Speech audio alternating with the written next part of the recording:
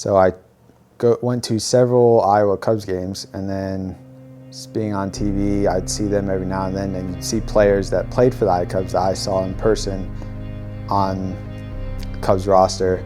And so I became a fan through that way, through the minor league system. And so coming to Iowa City, where it's more closer to Chicago, there's several fans everywhere. And usually, especially right now, you can't walk around Iowa City without seeing some sort of fan wearing any sort of Cubs apparel, if it's a hats, jerseys, or just t-shirts in general. There's families that have had parents or grandparents or great-grandparents that have passed away, that have never got to witness the Cubs make the World Series, yet win the World Series.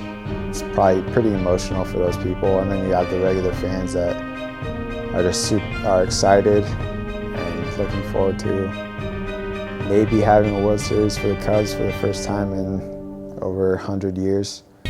I'd say it was when I was a kid. When I was younger, I was about 5 or 6 years old, and so every time we'd go outside in the morning and play outside, whether it was baseball or any other sport, come back inside for the afternoon, and we'd have WGN on, and then we'd be able to watch the games.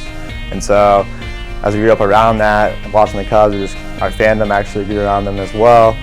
It's crazy. Obviously, Cubs haven't won in over 100 years for a World Series, so you have to be a pretty faithful fan to be a Cubs fan. So all the ones that are, they're very passionate. They just love the Cubs so much, and it's always, well, it's not this year, it's next year, and no one really knows what's going to happen. It's going to be pretty emotional for anyone because they waited so long, whether like me, 22, or those people that are 80 or 100. It'll be pretty wild, and it's hard to think of. It's just never happened before.